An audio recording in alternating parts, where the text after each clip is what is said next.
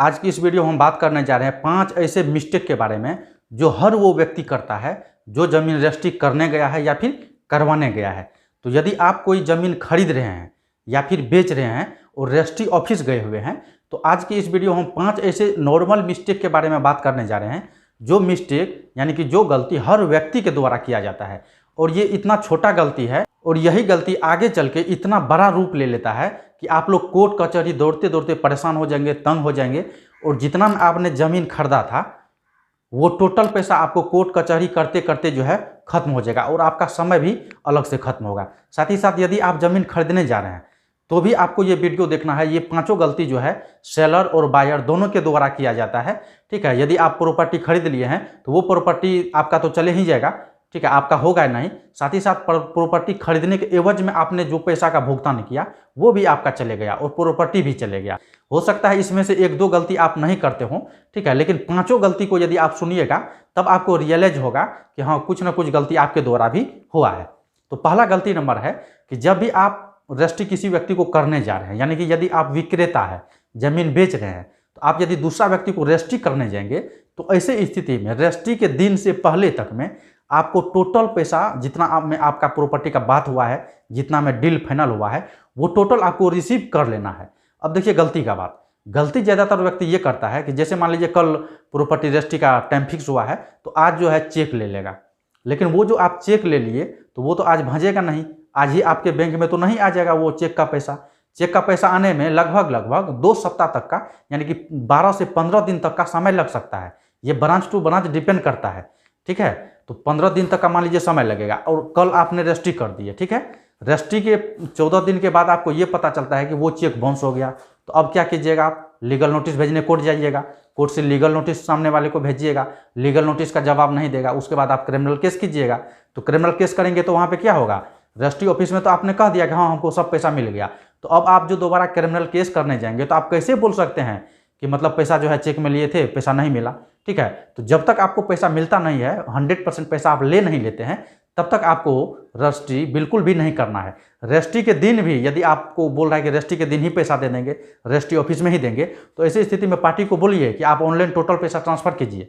जब ट्रांसफर करता है तो आप अपना अकाउंट चेक कर लीजिए, यदि आपका अकाउंट में पैसा आ गया है उसके बाद ही आपको रजिस्ट्री करना है। ज़्यादातर व्यक्ति को जो प्रैक्टिकली देखा जा रहा है वो लोग करता है क्या, बोलता है कि ज़मीन हमको दे दीजिए, 50% पैसा दिया, ठीक है, बाकी जो 50% है उसका एक एग्रीमेंट तैयार करवा लेता है। वो यहाँ पे साहूकार बन जाता है और एग्रीमेंट में ये बात लिखवा देता है कि मैंने सामने वाले को 10 लाख रुपया इंटरेस्ट पे दिया है या जितना भी मतलब उसके पास बचता है पैसा वो लिखवा लेता है, मतलब एग्रीमेंट पे कि हम इतना जो है पैसा इसको ब्याज पे दिए हैं, ठीक है। और सामने वाला लोभ दे देता है कि आपको हम ब्याज दे देंगे, ठीक है। लेकिन आपको ये चीज़ ध्यान रखना होगा, ऐसा बहुत वीडियो यूट्यूब पर भी तैर रहा है, ठीक है। जब भी आप कोई व्यक्ति को इंटरेस्ट पे ब्याज पे पैसा देते हैं तो आपके पास साहूकारी लाइसेंस होना बहुत ज़रूरी है। यदि आप विदाउट साहूकारी लाइसेंस के बिना कोई व्यक्ति को पैसा दे रहे हैं तो आप समझ जाइए वो सब पैसा डूब गया। यदि सामने वाला को कुछ भी लॉ का नॉलेज हो, कानून के बारे में जानकारी हो, तो आपको 1 रुपया भी नहीं देगा और आप कुछ नहीं कर सकते हैं, सामने वाले को कोर्ट केस भी नहीं कर सकते हैं। जैसे आप कोर्ट में केस फाइल करने जाएंगे तो सबसे पहले आपको साहूकारी लाइसेंस चाहिए, क्योंकि आपने उसे ब्याज पे दिया है। एक जान पहचान का ही व्यक्ति मतलब एक सप्ताह पहले हमसे मिला था, वो बोला कि हमको जो है ना 1,25,000 रुपया आज दीजिए, बहुत अर्जेंट है, क्योंकि हम किसी व्यक्ति से ब्याज पे लिए हैं। तो मैंने पूछ दिया कि आप किससे ब्याज पे लिए हैं, तो बोल रहा था कि 1 लाख ब्याज पे लिए और 5 महीना रखे 1,25,000 हो गया है, ठीक है। तो उसी व्यक्ति को जो है ना 1,25,000 रुपया हम देंगे। हम बोले ठीक है हो जाएगा, जिसे आप ब्याज पे लिए हैं ना जाइए उसी को बोल दीजिएगा मेरे बारे में कि वो दे देगा 1,25,000, ठीक है। तो वो आदमी बहुत खुश हो गया, चले गया उसको कहने जिसे ब्याज पे पैसा लिया था, ठीक है। और उसको जैसे कहा तो वो मेरा वीडियो भी देखता है, उसको काफ़ी जानकारी था इस संबंध में, ठीक है। वो काफ़ी घबरा गया, बोला कि उसको आप काहे जाके बोले, ठीक है। वो काफ़ी मतलब घबरा के आया मेरे पास, हमको बोल रहा था कि 1,25,000 है ना, 25,000 हम आपको दे देते हैं, 1 लाख उससे हमको दिलवा दीजिए, ठीक है। और आप इस बीच में नहीं पड़िएगा। हमको बोला कि आप साइलेंट मोड में रहिएगा, आप कुछ नहीं कीजिएगा, उसको कुछ नहीं बताइएगा, नहीं तो मेरा सब पैसा जो है चलिए जाएगा, ठीक है। तो मैंने उसको बोला कि 25,000 हमको नहीं चाहिए, सामने वाले को ही 25,000 कम कर दीजिए। मतलब काफ़ी गिरगिरा रहा था मेरे पास, बोल रहा था कि बच्चे का स्कूल का फीस जो है वो देना है, ठीक है, मेरा घर में जो है बीमार व्यक्ति है, काफ़ी जो है मतलब इधर उधर का बात बोला। उतना हम यहाँ बताना नहीं चाहते हैं, ऐसा घटना आप लोग के साथ भी हो सकता है, तो आपको ये चीज़ से बच के रहना है। अब चलिए हम लोग चलते हैं गलती नंबर 2 पे, जो 99% व्यक्ति करता ही करता है। गलती नंबर 2 ये है कि ज़्यादातर व्यक्ति एग्रीमेंट नहीं बनवाता है। तो आप जब भी सेल परचेज कर रहे हैं ज़मीन, तो आपको एग्रीमेंट बना ही लेना है। ज़मीन मतलब कोई भी प्रॉपर्टी हो, ज़मीन हो, मकान हो, दुकान हो, कुछ भी हो, ठीक है, तो आपको जो है एग्रीमेंट बना ही लेना है, ठीक है। और यदि एग्रीमेंट बनाते हैं तो जितना पैसा पार्टी से लिया जा रहा है वो टोटल उसमें अंकित होना चाहिए। कैसे एग्रीमेंट बनाएंगे, एग्रीमेंट में कौन मुखों को बात को लिखना है, इस टॉपिक पर हम पहले ही वीडियो बना दिए हैं, तो मेरा प्रीवियस वीडियो जाके देख सकते हैं। तो अब मान लीजिए जैसे आपने एग्रीमेंट बना लिया, उसके बाद यदि आप रजिस्ट्री ऑफिस जाएंगे, यदि एग्रीमेंट में आप 50 लाख का जो है मतलब सेल परचेज दिखा रहे हैं कि 50 लाख में ये प्रॉपर्टी खरीदा जा रहा है, ठीक है। उसके बाद यदि रजिस्ट्री ऑफिस में वही लोग जाएगा तो वहाँ पे रजिस्ट्री ऑफिस में बोलेगा कि कम से कम मतलब रेट रखिएगा।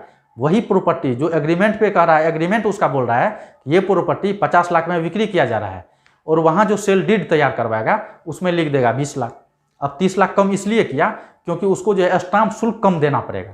लेकिन उसको ये पता नहीं है यदि कोई लीगल विवाद हो जाता है तो ऐसे स्थिति में वो उसका पैसा भी चले गया, 50 लाख जो दिया था प्रॉपर्टी खरीदने के लिए वो 50 लाख भी चले गया, और प्रॉपर्टी भी नहीं हुआ, और कोर्ट कचहरी लड़ते लड़ते वो प्रॉपर्टी को हासिल करते करते 1 करोड़ और खर्च हो जाएगा क्योंकि जो व्यक्ति से प्रॉपर्टी खरीदा गया उसके जेब में तो 50 लाख है ही, उसको केस लड़ने के लिए पर्याप्त पैसा है। अब आप खुद व्यवस्था करते रहिएगा, ठीक है, और वकील के पीछे पीछे भागते रहिएगा, कोर्ट का चक्कर काटते रहिएगा। तो ये चीज़ को आपको ध्यान में रखना है। जितना में एग्रीमेंट मतलब जितना में आप प्रॉपर्टी का बात किए हैं वही जो है सेल डीड पे होना चाहिए, ठीक है। अब मान लीजिए आप 10-20 हज़ार स्टाम्प शुल्क बचा लेंगे तो उससे आपका क्या हो जाएगा, क्या आप उससे कर पाएंगे बताइए। जब 50 लाख का यहाँ डील कर रहे हैं 30-40 हज़ार मान लीजिए यदि स्टाम्प शुल्क में ही दे दिए तो देश का पैसा मतलब देश का हित में वो पैसा आप दिए, तो आपको यहाँ खुश होना चाहिए। ऐसा जो है काफ़ी केस मेरे पास आया हुआ है जिसमें एग्रीमेंट में ज़्यादा रुपया है और सेल डीड में काफ़ी कम पैसा है, मतलब 50% से भी कम है। यानी कि यदि 2-2 करोड़ में प्रॉपर्टी खरीदा गया है तो वहाँ मतलब लिख दिया है कि 48 लाख में ये प्रॉपर्टी खरीदा गया। अब सोचिए कितना कम किया गया है। अब लीगल डिस्ट्रीब्यूट में वो फंसा हुआ है, तो आपको ये गलती से बचना है। तो ये गलती नंबर 2 था। अब चलिए हम लोग चलते हैं गलती नंबर 3 के पास। तो ये 2 नंबर जो गलती था ये ज़्यादा से ज़्यादा व्यक्ति करता है। अब चलते हैं गलती नंबर 3 के पास। तो गलती नंबर 3 ये है, आप ज़मीन खरीद रहे हैं या फिर बेच रहे हैं, दोनों व्यक्ति के लिए हम कर रहे हैं। ज़्यादा व्यक्ति जैसे मान लीजिए उसका जो भी डॉक्यूमेंट्री होता है मतलब स्टाम्प शुल्क वगैरह होता है वो टोटल पे किया, उसके बाद वो लोग चले गया घूमने, पान खाने, ठीक है, खिलाने। जो व्यक्ति खरीद रहा है और जो बेच रहा है दोनों व्यक्ति घूमने चले गया, उसको कोई मतलब ही नहीं है कि वहाँ पे क्या लिखा पढ़ी किया जा रहा है, उसको पढ़े लिखे, ठीक है, कोई मतलब ही नहीं है। उसके बाद मान लीजिए कोई व्यक्ति दूर दराज से गया हुआ है, रजिस्ट्री ऑफिस उसका घर से 30-40 किलोमीटर दूर था, तो ऐसी स्थिति में वो सवेरे निकला, 7-8 बजे घर से निकल गया था, ठीक है। तो अब जाते जाते जो है काफ़ी समय हो गया, डॉक्यूमेंट्री कार्य होता है वो करते करते 3 बज गया।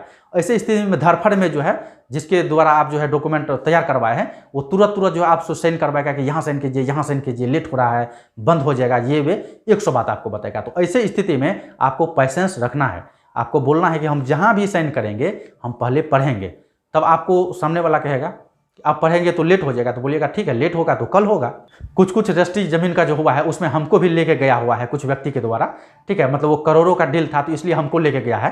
तो हम खास करके ये देखें कि ज़्यादा से ज़्यादा जो वहाँ होता है, जैसे अब साइन करने का टाइम आया, ठीक है, तभी तक में लगभग 2 ही बज ही जाता था, 1 से 2 बज जाता था।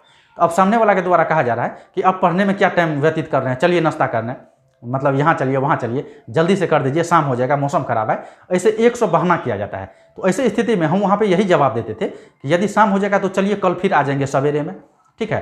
तो जब तक हम लाइन बाय लाइन सभी डॉक्यूमेंट को पढ़ते नहीं थे, सामने वाले को बताते नहीं थे, तब तक हम साइन करने के लिए मना करते थे, तब तक हम साइन करने के लिए उसको नहीं बोलते थे। तो आपको ये चीज़ भी ध्यान में रखना है, ठीक है। खाने का ऑफर दिया तो मतलब ऐसा नहीं कि बिना पढ़े ही चले गए, ठीक है, तो आपको रिफ्रेश होकर जाना है, ठीक है। अब मान लीजिए यदि डॉक्यूमेंट को पढ़ रहे हैं तो वहाँ से सावधानी से आपको पढ़ने का आवश्यकता है, सभी लाइन को आपको समझना है, कोई भी जल्दीबाजी नहीं करना है। यदि मान लीजिए शाम हो रहा है या फिर रजिस्ट्री ऑफिस बंद होने का समय हो गया है तो अगले दिन आप फिर जाइए, ठीक है, लेकिन बिना पढ़े कुछ भी मत कीजिए, क्योंकि यदि मान लीजिए कोई लीगल विवाद हो जाता है, कानूनी झंझट में आप उलझ जाते हैं, तो ऐसे स्थिति में वो डॉक्यूमेंट पे जो बात लिखा गया है वही कोर्ट में पढ़ा जाएगा, उसी के बिहेव पे आपका केस फाइल होगा। तो ये चीज़ को आपको ध्यान में रखना है। तो अब चलिए हम लोग चलते हैं गलती नंबर 4 की तरफ। गलती नंबर 4 ये है कि रजिस्ट्री ऑफिस में जब भी आप कोई जमीन रजिस्ट्री करते हैं तो वहाँ गवाह का आवश्यकता होता है। तो ये गवाह आपको रजिस्ट्री ऑफिस में भी पैसा पे मिल जाएगा, 200 रुपया लेता है, आपका गवाही दे देगा। उसको सिर्फ 2 लाइन में समझा दीजिए कि उसको क्या बोलना है, मतलब कौन खरीदने वाला है कौन बेचने वाला है, वो तुरंत बोल देता है कि हाँ हम दोनों को जानते हैं, खरीदने वाले को भी जानते हैं बेचने वाले को भी जानते हैं, वो गवाही देता है। लेकिन कल यदि कोई विवाद हो जाता है उसी प्रॉपर्टी पर, तो वो गवाह को आप ढूंढते रहिए, वो कभी नहीं मिलेगा, क्योंकि वो गवाह जो है उसका पेशा ही है पैसा लेके गवाही देना। तो ऐसे ऐसे गवाह से आपको बच के रहना है, ठीक है। आप अपना जो भी आपको जान पहचान है, जान पहचान का गवाह को लेके जाइए ताकि कोई दिक्कत ना हो। तो गवाह जो होता है वो गवाह भर दिन में, एक दिन में यदि 5 गवाह भी दिया तो उसका 1000 रुपया तय हो गया, 1000 रुपया बन गया। महीना का 25-30 हज़ार जो है वो नॉर्मली कमा ही लेता है। तो उन लोग का वो पेशा है। अब मान लीजिए यदि कल के टाइम में कोई विवाद होता है तो आप वो गवाह को 200 रुपया वाला गवाह को खोजते रहिएगा, वो मिलेगा ही नहीं।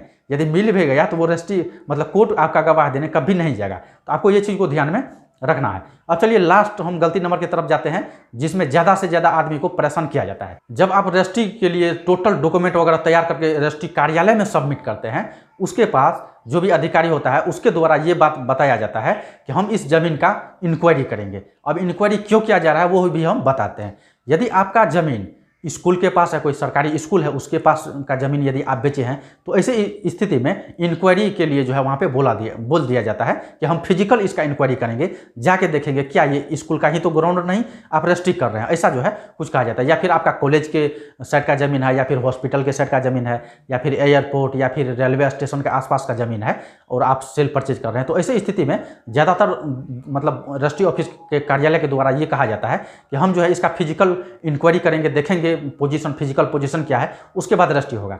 तो आप जिसे डॉक्यूमेंट तैयार करवाए हैं वो बोलेगा कि 40,000 दे दीजिए ना, आज ही काम हो जाएगा। यदि आप 40,000 दे देंगे तो 20,000 तो रजिस्ट्री ऑफिस का हो गया और 20,000 उसका हो गया जिससे आप अपना डॉक्यूमेंट तैयार करवाए हैं। तो ऐसा जो है मिली भगत रहता है। तो ऐसे स्थिति में आपको डट के बोलना है, हाँ इंक्वायरी करना है कीजिए इंक्वायरी, कोई दिक्कत नहीं है। तो आपको ये 5 गलती से सावधान होना है। वीडियो को ज़्यादा से ज़्यादा लाइक कीजिए यदि आपको लग रहा है कि वीडियो से कुछ जानकारी आपको मिला है, क्योंकि हम जो भी वीडियो बनाते हैं उसमें मेरा खुद का प्रैक्टिकली बात रहता है, प्रैक्टिकली ज्ञान रहता है, जो ज्ञान हमने खुद हासिल किया है किताब से, खुद से, अपना अनुभव के आधार पे, वही चीज़ हम वीडियो में बताने का प्रयास करते हैं और वही चीज़ हम बताते हैं। यदि ऐसा नहीं हो रहा है, ये 5 पॉइंट में से कोई पॉइंट यदि गलत है तो आप लोग कमेंट करके बताइएगा कि कौन ऐसा पॉइंट है जो गलत है। हालांकि इसके बाद और काफ़ी सारा पॉइंट हो सकता है। ये 10-12 मिनट का वीडियो बन गया, इसको यदि बनाते तो ये 2 घंटा तक का भी बन सकता था, ठीक है। तो उतना बड़ा लेक्चर सुनने में इंटरेस्ट भी नहीं आता है बहुत व्यक्ति को, ठीक है। इसलिए हम छोटा छोटा वीडियो बनाएंगे और सभी वीडियो में जो है आपको मुख्य से मुख्य जानकारी देने का प्रयास करेंगे।